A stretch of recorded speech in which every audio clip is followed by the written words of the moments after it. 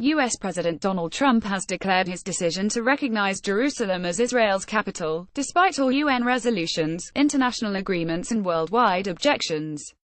Here are 5 things to know about the decision. A Palestinian protester burns a poster of U.S. President Donald Trump in Gaza after a U.S. decision to recognize Jerusalem as the capital of Israel on December 7, 2017. Reuters 1. Why did Trump decide to recognize Jerusalem as Israel's capital? In 2016, U.S. President Donald Trump promised during his presidential campaign that he would recognize Jerusalem as the capital of Israel and relocate the U.S. Embassy to Jerusalem from Tel Aviv, a promise that every U.S. president starting from Bill Clinton made, but didn't fulfill. Trump had said he would move the U.S. Embassy fairly quickly after taking office. On Wednesday, nearly a year later, he formally announced the U.S.'s recognition of Jerusalem as Israel's capital, becoming the first American president to do so. According to some American media, Trump's move wasn't necessarily about the location of the U.S. Embassy. Many say that it was rather a move intended to please domestic supporters, including his right-wing evangelical base and the pro-Israel lobby. Trump has faced trouble at home following allegations that his campaign colluded with Russia in the 2016 elections. An ongoing probe is still looking into this matter. On December 1, Trump's former national security advisor Michael Flynn was charged for making false statement to the FBI about his interactions with Russian officials during the election campaign. Flynn pleaded guilty and agreed to cooperate with a special counsel investigating the administration. Intelligence officials uncovered evidence of Flynn speaking to the Russian ambassador, leading him to resign in February. 2. Who supported the decision? No one except Israel, from U.S. allies to leaders across the Middle East and the Muslim world. Apart from in Israel itself, official reaction has been unanimous against the U.S. decision. The move broke from decades of U.S. policy towards the Israeli-Palestinian conflict, bringing longtime foes, Iran and Saudi Arabia, on the same side. World leaders quickly reacted to the decision. Rejecting Trump's speech on Jerusalem, Palestinian President Mahmoud Abbas said that Trump destroyed the two-state solution and abdicated the U.S. role as a peace mediator. The Secretary-General of the United Nations also reiterated concerns of undermining the peace process. I have consistently spoken out against any unilateral measures that would jeopardize the prospect of peace for Israelis and Palestinians, UN Secretary-General Antonio Guterres said. Turkey's President Recep Tayyip Erdogan has also harshly criticized Trump's decision, saying it would throw the region into a ring of fire. He had earlier warned the U.S. that changing the status of Jerusalem would be a red line for Muslims. Iran's foreign ministry also slammed the decision in a statement, saying that the move would inflame a new intifada, while Saudi Arabia called Trump's move irresponsible and unjustified. But a former aide of Israeli Prime Minister Benjamin Netanyahu has said that Saudi Arabia doesn't care about the Palestinians as long as it is able to secure Israel's support against Iran. The leaders of France, Britain and Germany also said they don't support the decision. French President Emmanuel Macron called the decision regrettable, stating that it violates international law. German Chancellor Angela Merkel said that Germany does not support the Trump administration's decision to recognize Jerusalem as Israel's capital, because the status of Jerusalem is to be resolved in the framework of a two-state solution. British Prime Minister Theresa May said, "We disagree with the U.S. decision to move its embassy to Jerusalem and recognize Jerusalem as the Israeli capital before a final status agreement." Worldwide protests are also expected in front of Israeli and Palestinian embassies after Friday prayers. 3. Can he open an embassy in an occupied territory despite UN prohibitions? Trump has not specified where exactly the embassy will be moved to. Israel has occupied East Jerusalem since 1967, and effectively annexed it in 1980 amidst international condemnation.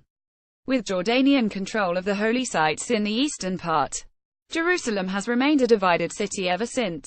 But Israeli control of East Jerusalem is not recognized internationally. A UN Security Council resolution adopted that year called on all states to withdraw their diplomatic missions in Jerusalem, and Resolution 476, adopted June 30, 1980, reaffirmed the overriding necessity for ending the prolonged occupation of Arab territories occupied by Israel since 1967. and stated that all measures which had altered the status of Jerusalem were null and void, and had to be rescinded. Later that year, UN Resolution 478, which was adopted on August 20, 1980, condemned in the strongest terms the enactment of Israeli law proclaiming a change in the status of Jerusalem. The resolution called on all states that have established diplomatic missions in Jerusalem to withdraw them from the city. Even before the annexation, in 1971, the UNSC gathered to stop Israel's moves on Jerusalem. Resolution 298 confirmed in the clearest possible terms that all actions taken by Israel to change the status of Jerusalem, such as land confiscation, were illegal. 4 What does it mean for any possible peace process? Trump's decision, which effectively kills the two-state solution, is widely seen as sabotaging his own pledge to broker the peace process between Palestine and Israel. The U.S. has been the main broker of the peace process since 1967. Trump, who also promised to be Israel's best friend when he was running for the presidency, decided in January to assign his son-in-law and senior advisor Jared Kushner to lead U.S. efforts in restarting the Israeli-Palestinian peace talks.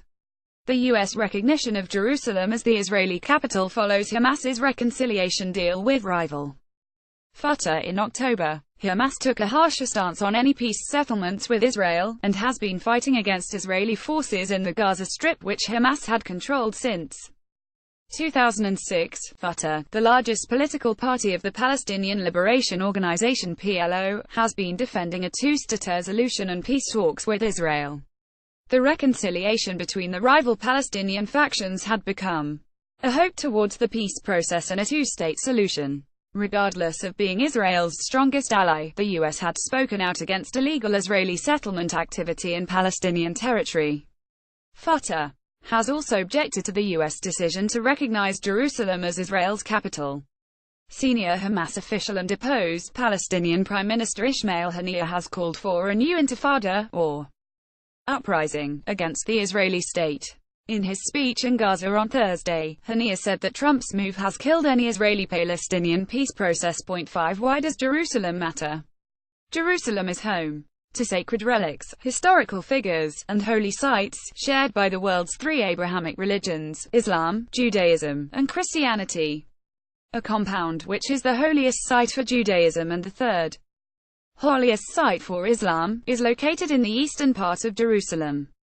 The compound is called the Haram al-Sharif, or Noble Sanctuary, by Muslims, which houses the Aqsa Mosque, and the Temple Mount by Jews. The territory has been a source of conflict between Israel and Palestine, and the city has also seen centuries of struggle for control by Muslims, Jews, and Christians. The eastern part of the city fell under Egyptian and Jordanian control, along with the West Bank and Gaza, during the First Arab-Israeli War in 1948, when Israel captured almost 80% of Palestine. Israel occupied the city during the Six-Day War in 1967, calling it Israel's eternal, undivided capital.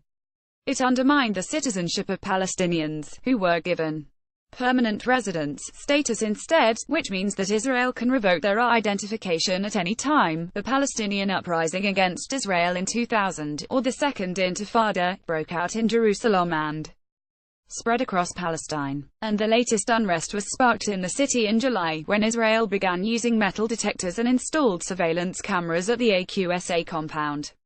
Wasn't the first time Muslims have been prevented from praying at the Haram al-Sharif by Israel, sparking unrest across the city. Source: World and agencies.